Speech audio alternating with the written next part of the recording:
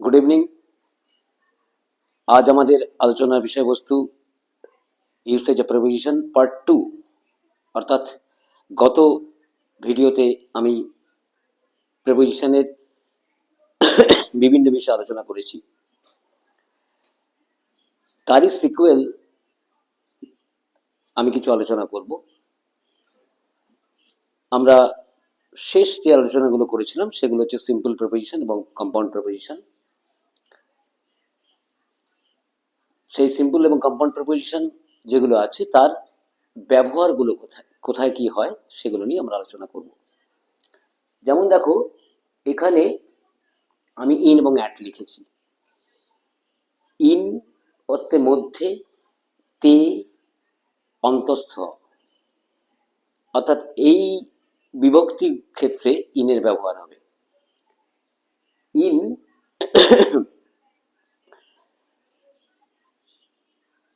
কোথায় ব্যবহার হবে? কোনো দেশের পূর্বে, কোনো কোনো জেলার পূর্বে, কোনো বড় শহরের পূর্বে ব্যবহার হবে। এছাড়াও সময়ের ক্ষণ, অর্থাৎ দিনের যে আমাদের বিভিন্ন মুহূর্তগুলো আছে সেই মুহূর্তগুলোর ক্ষেত্রেও ইনের ব্যবহার হয়, অ্যাটও হয়। আমি দুটোই বলবো কোথায় কোনটা হয়। যেমন মর্নিং, আফটারনুন, ইভিনিং, নাইট, এই সমস্ত ক্ষেত্রে ইনের ব্যবহার হবে। আবার এগুলোর ক্ষেত্রে অ্যাটের ব্যবহার হয়। ইন কখন ব্যবহার হবে? যদি মর্নিং, ইভিনিং, আফটারনুন, নাইট এই সমস্ত পূর্বে টিএইচই দি বা দা থাকে, ডিএইচই দি বা দা থাকে, তাহলে সেক্ষেত্রে ইন হবে। In the afternoon, in the morning, in the night, in the evening.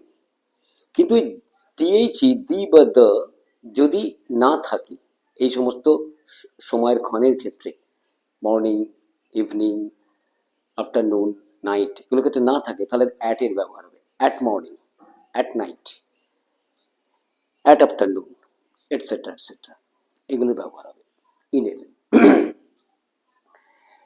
In বলতে আর কোথায় বলা হয়? কোনো কোনো কিছুর মধ্যে স্থিতিশীল অবস্থা, স্থিতিশীল অবস্থা, when something is in a static state, একটা স্থিতিশীল অবস্থায় আছে, সেক্ষেত্রে ইনের ব্যবহার হবে মধ্যে বোঝাতে, স্থিত অবস্থায়। ঠিক আছে? আর অ্যাটের ব্যবহার এগুলো তোমরা জানো, খুব ছোটখাটো গ্রাম, ছোট জায়গা, কোনো সময়, যেমন বিকেল 5টা, সময়ের ক্ষেত্রে অ্যাটের ব্যবহার হবে। এগুলো আমরা জানি, এগুলো খুব সোজা ব্যবহার। এরপরে আমি আরো কয়েকটা, এই যে মধ্যে কথাটা এলো, এই মধ্যে ধরেই আরো কতগুলো প্রিপোজিশনের ব্যবহার আমি তোমাদেরকে বলছি। যেমন ইনটু,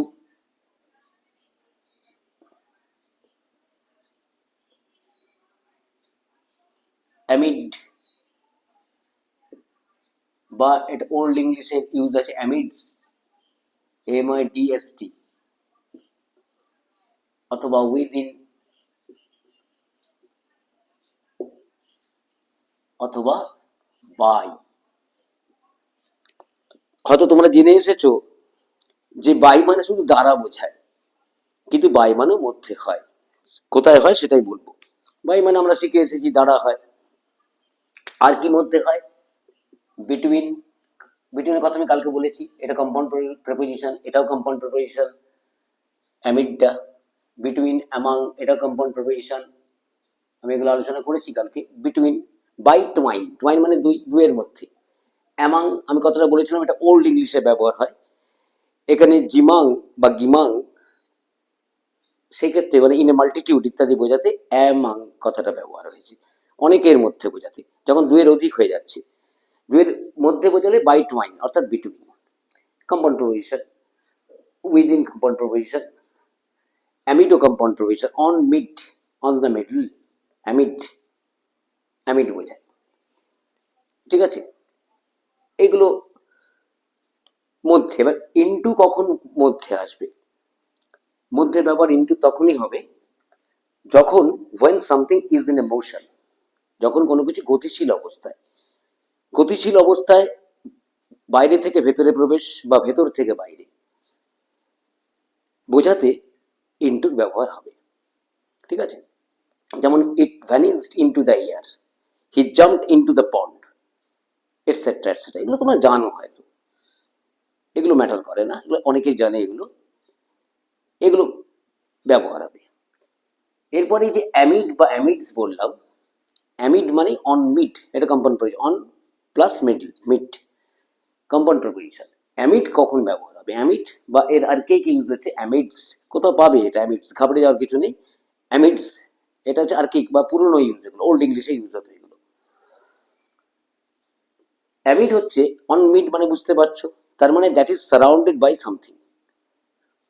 ঠিক আছে, অর্থাৎ বললাম যে he was amid the crowd, অর্থাৎ he was amid the crowd means he was on the middle of the crowd.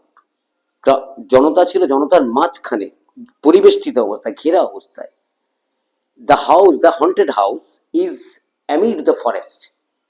In the forest বলে একটা সেন্স আছে আলাদা, জঙ্গলে, কিন্তু অ্যামিডস দ্য ফরেস্ট, জঙ্গল তাকে ঘিরে আছে, এরকম বোঝাতে তখন কিন্তু অ্যামিডের ব্যবহার হবে। অন মিড অ্যামিডের ব্যবহার, পরিবেষ্টিত অবস্থায়, মধ্যে বোঝাতে অ্যামিডের ব্যবহার। এরপরে উইদিন চলে আসি। উইদিন বলতে এটাও মধ্যে, কিন্তু উইদিন কোথায় ব্যবহার হয়? উইদিন কোনো কিছু সীমা, সীমিত ক্ষমতা, সীমিত সময়, নির্ধারিত সময় ইত্যাদির ক্ষেত্রে উইদিনের ব্যবহার। কিন্তু ইট শুড বি ইনডেফিনিট, যখন টাইমটা ইনডেফিনিট, যখন কোনো মুহূর্তটা ইনডেফিনিট অর্থাৎ অনির্দিষ্ট। ঠিক আছে, আর্টিকেল আলোচনা করার সময় আমি ইনডেফিনিটের শব্দ ভেঙে দিয়েছিলাম। অর্থাৎ যখন মধ্যে বোঝাচ্ছে, যেমন ধরো সময়ের মধ্যে, 7 দিনের মধ্যে, within 7 days, within 7 days, within a ইয়ার।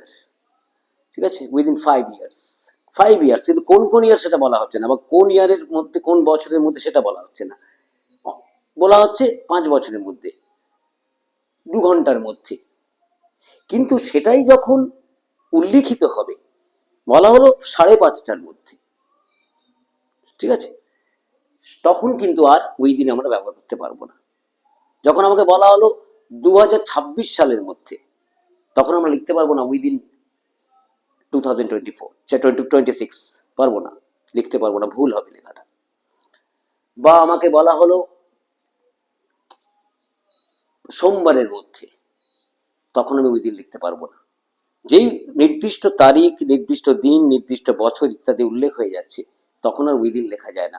যখন অনির্দিষ্ট তারিখ, মানে কোনো তারিখ উল্লিখিত নেই, কোনো দিন উল্লিখিত নেই, এমনি বলছে 5 দিন, 6 দিন, 1 বছর, এরকম 5 বছর, তখন কিন্তু আমরা ওই দিনে ব্যবহার করতে পারবো। কিন্তু যেই ওটা উল্লেখ করা হয়ে যাবে, বলা হলো যে ফর্মগুলো আগামী বৃহস্পতিবারের মধ্যে জমা দিতে হবে, তাহলে আমরা লিখবো না the form should be submitted within Thursday. Now, wrong English, বহু জায়গায় আমি এর ব্যবহার দেখেছি, ভুল ইংরেজি, ভুল ইংরেজি, ভুল ইংরেজি, বারবার বলে দিচ্ছি, লেখাটা যায় না। কি লিখতে হবে আমাকে? Form should be submitted by Thursday, by 2026। ঠিক আছে, বাই, সে ও কখন আসবে রে? একটু 5:30টার মধ্যে আসবে। ঠিক আছে, he will come by 5:30 PM, by 5:30টার মধ্যে, এটা বোঝায়। তখন কিন্তু পাই, যেই তারিখ সময়টা উল্লেখ, যদি বলে যে ও 2 ঘন্টার মধ্যে আসবে, তখন উইদিন 2 hours। কিন্তু যেই বলা হলো 5:30টার মধ্যে আসবে, 6:30টার মধ্যে আসবে, সঙ্গে সঙ্গে বাই, আর ওই দিনের ব্যবহার হবে না। ঠিক আছে, এটা খেয়াল রাখতে হবে। এই ভুলগুলো আমরা করি, হামেশাই দেখা যায় সব ভুলের ব্যবহার বিভিন্ন জায়গায়। তাহলে বাইরে ইউজটা বাই মানে শুধু দ্বারা নয়, বুঝতে পারছো? বাই দ্বারা হয় সেটা আমি পরে আলোচনা করবো, কখন আবার বাই হয়, কখন উইথ হয়। উইথ মানে দ্বারা হয়, উইথ মানে সঙ্গে, আমি আলোচনা আসছি। কিন্তু খেয়াল রাখবে বাইও মধ্যে হয়, কখন মধ্যে হয় বললাম।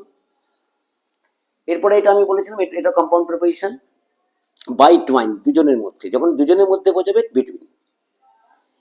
যেই অ্যামাং বলবে, তখন সেটা হয়ে যাচ্ছে অনেকের মধ্যে, 2-এর বেশি যখন হয়ে যাচ্ছে, তখন অ্যামাং আসছে। এটা বলেছিলাম ওল্ড ইংলিশে ব্যবহার হয় এটা। এটা গিমাং বা জিমাং থেকে কথাটা আসছে, that is in a multitude, সংখ্যা যখন বেড়ে যাচ্ছে তখন কিন্তু অ্যামাং এর ব্যবহার হবে। ঠিক আছে,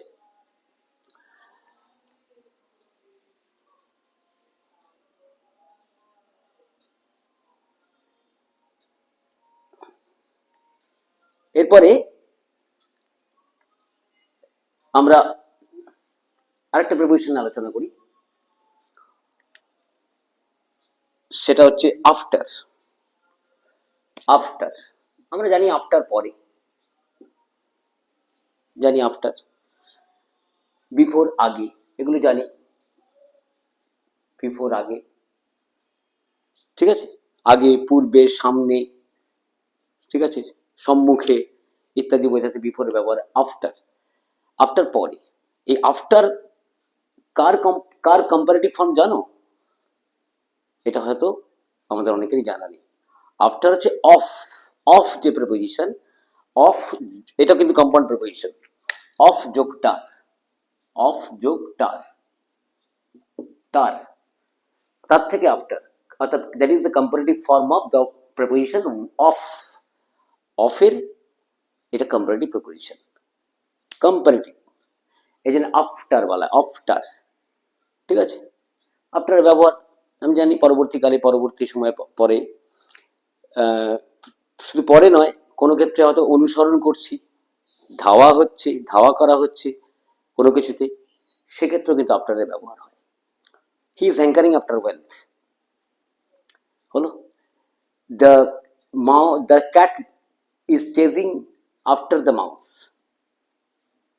এরভাবে আফটার ইউজ হয়। ঠিক আছে, বিফোর পূর্বে, আগে, সামনে, সামনে, বিফোর আগে আমরা জানি শুধু আগে, কিন্তু সম্মুখে, ঠিক আছে, কোনো কিছুর সমীপে বোঝাতেও কিন্তু বিফোরের ব্যবহার হয়।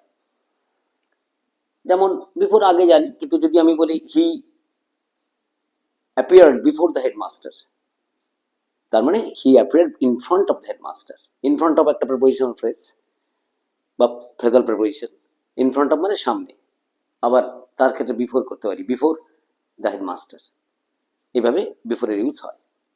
ঠিক আছে, এরপরে আমরা চলে আসবো ইন, ইন এগুলো তো হলো, তারপরে আসছি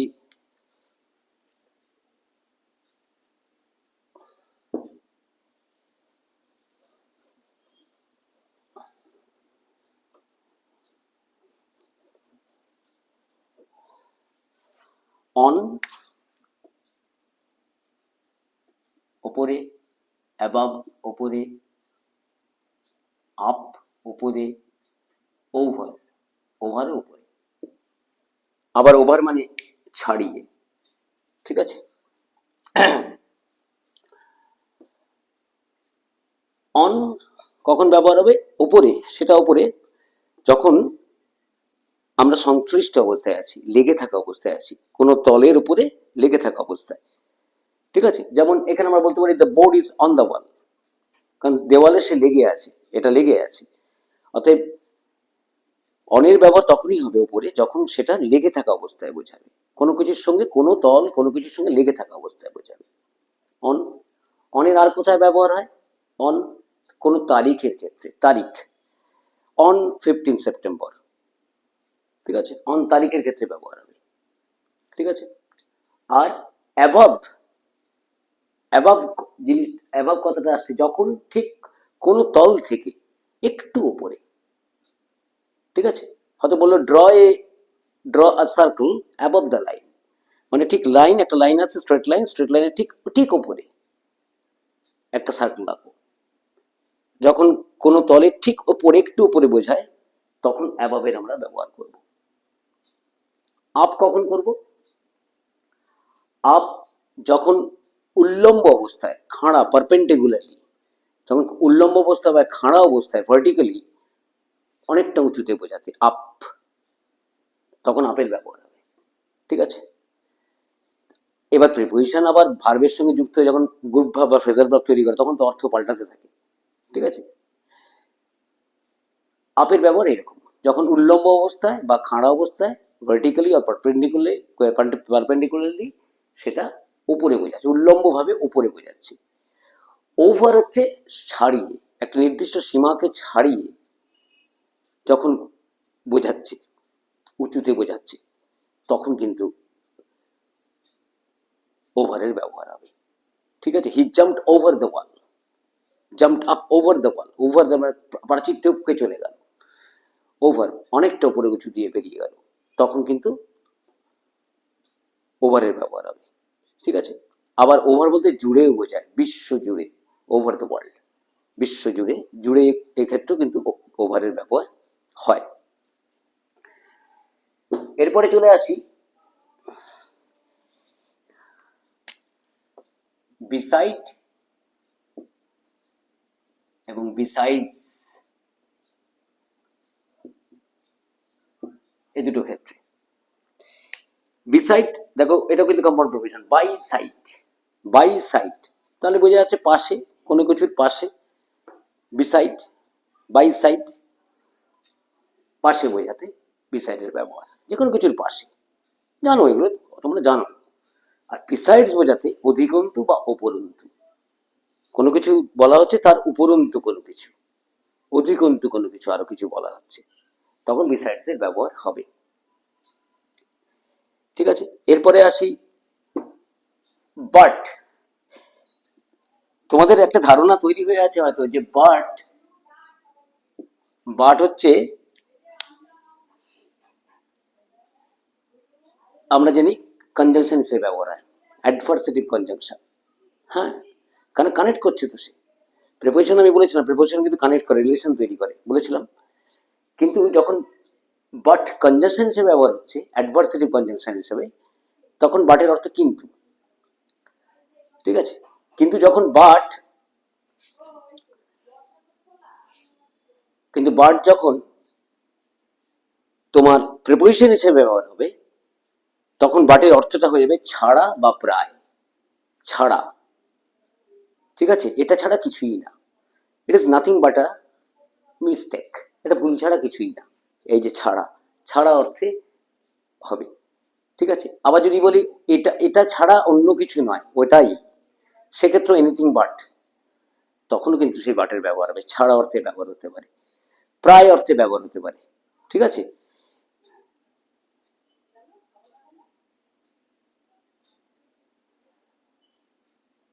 হয়তো বললাম he was in danger but narrowly escaped, he was in danger but narrowly escaped, এই যে বললাম ন্যারোলি এসকেপড থেকে বাট প্রায় একটুর জন্য বেরিয়ে গেল, বেঁচে গেল, সেক্ষেত্রে প্রায়ের ব্যবহার বাটের ক্ষেত্রে আছে। তাহলে বাটের, বাট আমরা দুটো পাচ্ছি, ছাড়া পেতে পারি, প্রেপোজিশন হিসেবে যখন ব্যবহার হচ্ছে, এবং প্রেপোজিশন কি করে শব্দের সঙ্গে শব্দের সম্পর্ক তৈরি করে, কিন্তু এই বাট যখন আবার কনজাংশন দেবে, বাক্যের সঙ্গে বাক্যের সম্বন্ধ তৈরি করবে বাট। কিন্তু বাট যখন প্রেপোজিশন, তখন বাট ছাড়া বা প্রায় অর্থে ব্যবহার হবে। ঠিক আছে, এরপরে চলে আসি through.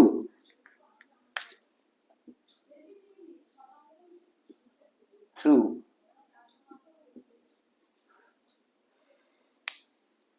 Through, THRUGH, through. Through হচ্ছে মধ্যে দিয়ে, এটা আমরা জানি। The bird flew through the window, পাখিটা জানলার মধ্যে দিয়ে উড়ে গেল, থ্রু। ঠিক আছে, থ্রু বোঝায়, কিন্তু থ্রু আবার দুটো প্রিপোজিশনকে সাবস্টিটিউট করে কোনো ক্ষেত্রে। এগুলো, এগুলো বিশেষ ব্যবহার বলে আমি বলছি, বাকি তো সহজ ব্যবহারগুলো তোমরা সবাই জানো।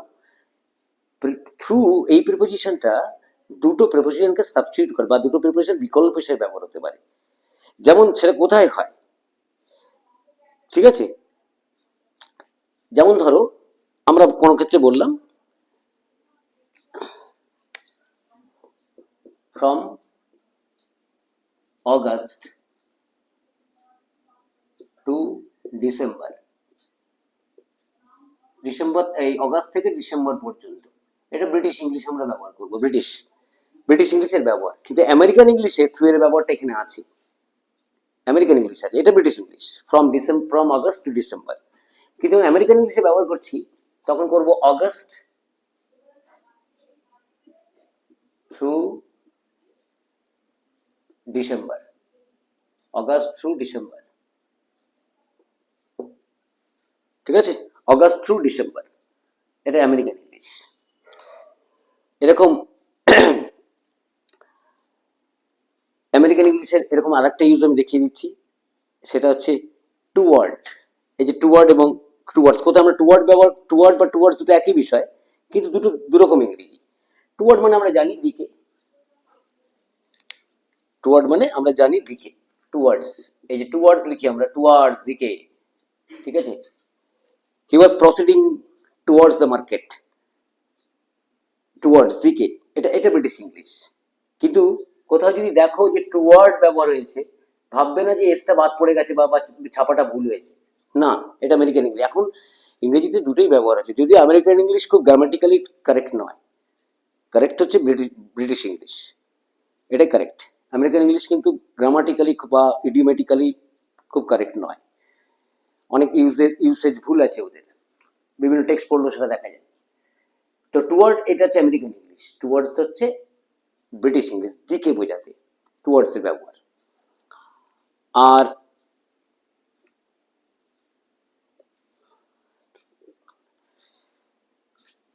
মোটামুটি সিম্পল প্রিপোজিশন এবং কম্পাউন্ড প্রিপোজিশন মোটামুটি ব্যবহারগুলো আমি এগুলো আলোচনা করলাম। এরপরে তোমাদের যদি আর কোনো প্রশ্ন থেকে থাকে, কমেন্ট বক্স তো খোলাই আছে, কমেন্ট বক্সে তোমরা আমাকে প্রশ্ন করতে পারো, কোনো অসুবিধা নেই। আর এটা বেসিক জায়গাগুলো আমি বললাম। আর এছাড়াও অ্যাপ্রোপ্রিয়েট ইউসেজ অফ প্রিপোজিশন, মানে ফ্রেজাল প্রিপোজিশন যেগুলোকে বা প্রিপোজিশনাল ফ্রেজ বা অন্যান্য প্রিপোজিশন, সেগুলো কিন্তু তোমাকে পড়েই মনে রাখতে হবে, বিভিন্ন ভালো বই থেকে পড়তে হবে। সেগুলো এই আলোচনার মধ্যে তো আনা সম্ভব, দু একটা আমি বলতে পারি, ঠিক আছে। যেমন ছোট্ট একটা উদাহরণ দিতে বুঝতে পারবে, যেমন ধরো অ্যাংরি শব্দটা,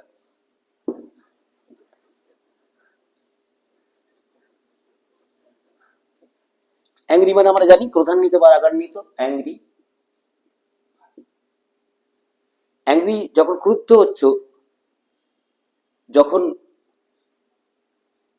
কোন ব্যক্তির প্রতি ক্রুদ্ধ হচ্ছ, তখন হচ্ছে উইথ।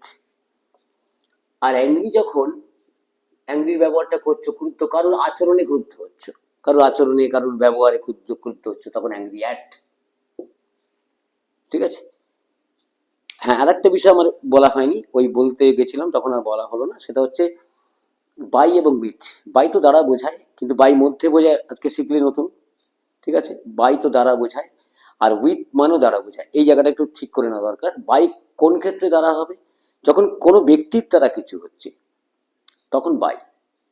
কোনো ব্যক্তি, কোনো প্রতিষ্ঠান, সে শিক্ষা প্রতিষ্ঠান হোক, ব্যবসায়িক প্রতিষ্ঠান, যে কোনো কারোর দ্বারা কিছু হচ্ছে, তখন সেটা সেক্ষেত্রে বাইয়ের ব্যবহার হবে। আর যখন কোনো ব্যক্তি কিছু দিয়ে করছে, যা দিয়ে কিছু করছে, যেমন আমরা দেখো ডাস্টার দিয়ে বোর্ডটা মুছছি, আমরা পেন দিয়ে লিখছি বোর্ডে, তখন কিন্তু with. I am writing on the board with a pen, with, তখন বাই এ পেন নয়, উইথ আ পেন। যখন কর্তা, সাবজেক্ট যখন কারোর সাহায্য নিয়ে কিছু করে, তখন উইথের ব্যবহারটা হবে। এই আর বাই আর উইথের এই তফাৎ, ঠিক আছে। আজকের মতো আলোচনা এখানে শেষ করলাম। আমার চ্যানেলটা সাবস্ক্রাইব করতে ভুলবে না, এবং পাশে থাকা বেল আইকনটি প্রেস করে নোটিফিকেশন পাওয়ার জন্য বেল আইকনটি প্রেস করে রাখবে। তাহলে পরপর আমি যে সমস্ত বিষয়গুলো আলোচনা করব এবং ভিডিওগুলো আসবে, তাতে তার নোটিফিকেশন তোমরা আগে থেকেই পেয়ে যাবে, ঠিক আছে। Good bye.